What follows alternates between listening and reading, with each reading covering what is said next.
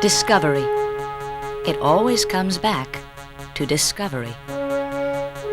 In 1933, Karl Jansky, a Bell Laboratories scientist, discovered the center of our galaxy.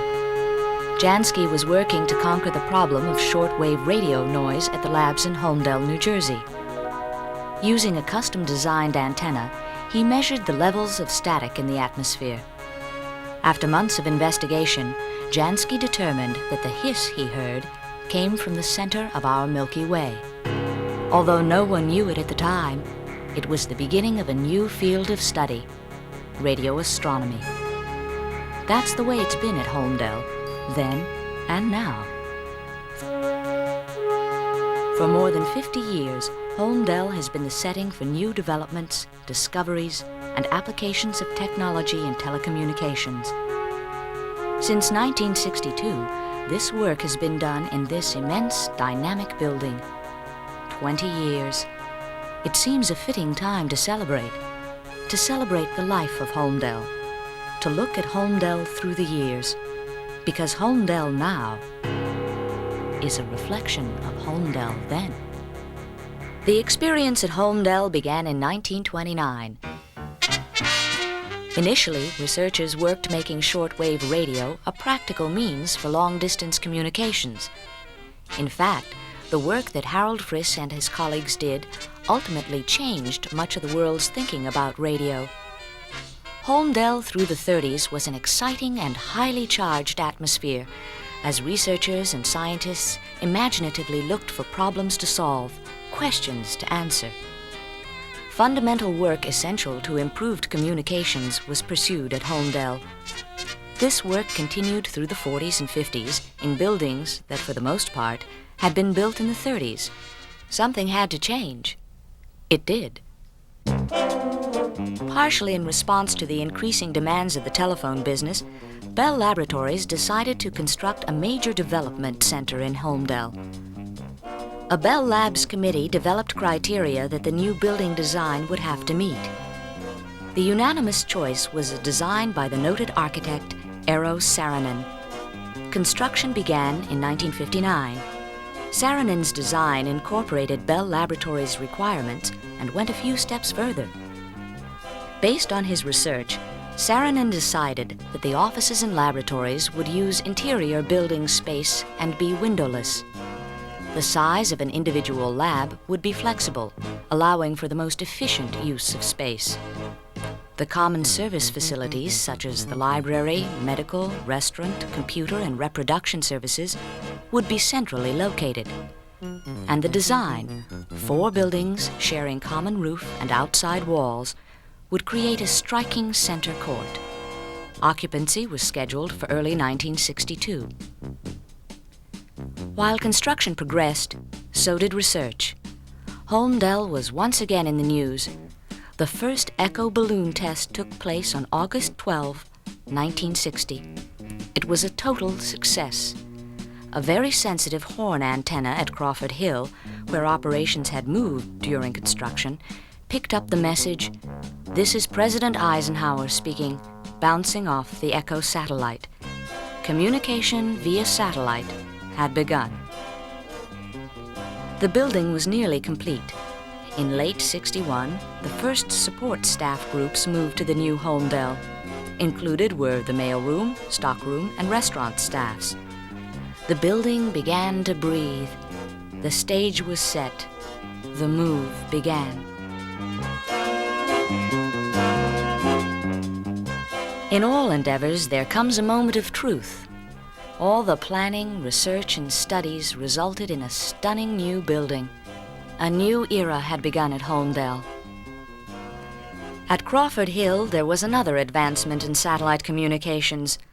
Telstar, an active communications satellite, was launched and began to receive, amplify, and retransmit messages. These signals, both voice and data, were received at Crawford Hill from the Andover, Maine ground station. It was a major breakthrough in telecommunications. As business at the labs got started, so did extracurricular activities. New clubs sprang up as more people moved in. The first softball league began play in June. Work had begun in earnest on the Unicom system, and by September, a production model of the electronic central office was under construction. A new lab building at Crawford Hill was completed. Everything that year was a first, from pioneer sales to radio club meetings. There were concerts by the Holmdel Instrumental Group, Christmas choruses, doll and toy nights, and plantings sponsored by the Garden Club.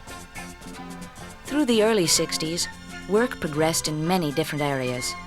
A new antenna was developed for space communications. The Data Communications Department developed data phone sets that could transmit printed material from a customer's facsimile machine. The winter of '64 proved to be a memorable one. Holmdel, along with the rest of the area, was snowed in. So much so that many people had to stay overnight. People slept where they could. It was quite a time. Construction began on buildings 3 and 4 in June 1964. Completion was scheduled for mid-1966. The people of Holmdel continued to get involved in a variety of activities. The Flying Club held a barbecue and gave plane rides over the New Jersey coast. The Astronomy Club began building a telescope to observe the rings of Saturn. And for the second year, Holmdel employees gave time and energy to tutor area grammar and high school students. The first payoff, so to speak, of the research at Holmdel took place in May 1965. The first electronic switching system was installed in Succossona, New Jersey. Much of the development work on the number 1 was done at Holmdel. The late 60s brought an air of change to Holmdel. There was development of new data equipment for NASA, an experimental telephone system for use on high-speed trains, a battery-operated lineless extension phone, and a picture phone trial between Holmdel, Murray Hill, and AT&T. Activities reflected the times. The pioneers filled ditty bags for the boys in Vietnam, and folk singers played guitar in the atrium. There were bloodmobile drives, the Garden Club's annual flower show, the Model Railroad Club's competition, and the first Arts and Crafts show. There was increasing emphasis on the social issues that faced us all. There was more work being done in the community. As always, the geese returned in the spring, as did walks on the nature trail, softball, and something new, jogging. During this period, there were developments that helped the Bell system do its job more efficiently. The first TSPS switchboard was installed at Holmdel in 1969, and the dial-a-test system made it easier for operating companies to repair payphones. There was the development of the transaction telephone for business customers to check credit cards in seconds. As the 70s began, the people of Holmdel involved themselves in more diverse activities: ski clubs, road rallies, bicycle clubs, golf tournaments.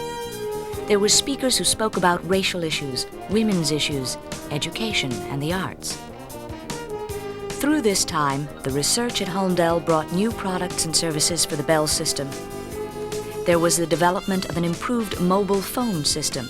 The combination of computer software, integrated circuit design, and systems engineering research resulted in the RMAT system, designed to troubleshoot and repair Dimension PBXs. In 1978, a major event took place. Arno Penzias and Bob Wilson won the Nobel Prize in Physics. Their work, studying cosmic radiation, proved the Big Bang theory. Working in their Crawford Hill lab, they were continuing the research tradition that was the watermark of Holmdel in the 30s. The pioneers were also active in the late 70s. They designed Braille books and tested preschoolers for hearing dysfunction. There were classical music concerts, square dances, and a computer chess tournament.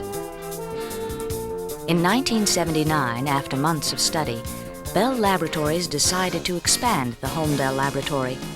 Ground was broken in July for the east and west wings. The extensions would maintain the architectural integrity of the building. Technical organizations at Holmdel were expanding. Lab and office space was scarce. So, over the next 2 years, several satellite labs were opened. The first was West Long Branch, followed by South Plainfield, Freehold, and Neptune. Later, in 1980, another satellite lab opened in Lincroft. The watchwords for the 80s were competition and deregulation. Bell Laboratories entered the decade clearly on the leading edge of telecommunication research. There was the development of a high-speed integrated circuit, the digital signal processor. Work was done to develop telemarketing software, and improvements were made on the unmanned cable submarine, Scarab. As changes in technology developed, Holmdel added some new blossoms.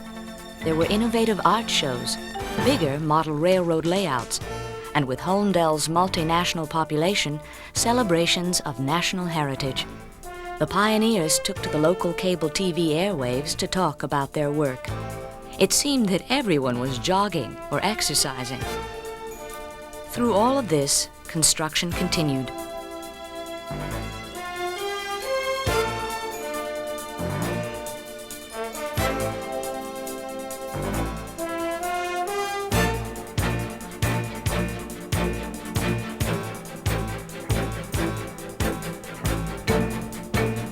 Slowly, the additions began to take shape. The expanded Holmdel is now nearly complete. The adventure is 20 years young. It has been an incredible time, with more yet to come. The next few years could be the most interesting in Holmdel's history. Cafeteria conversations speculate about what may be ahead. It's not polite to eavesdrop, so here's a look at the new cafeteria and conference center. There will be changes ahead, but regardless of what the future may hold, Holmdel will continue to do what it has always done: thrive, change, challenge, and achieve.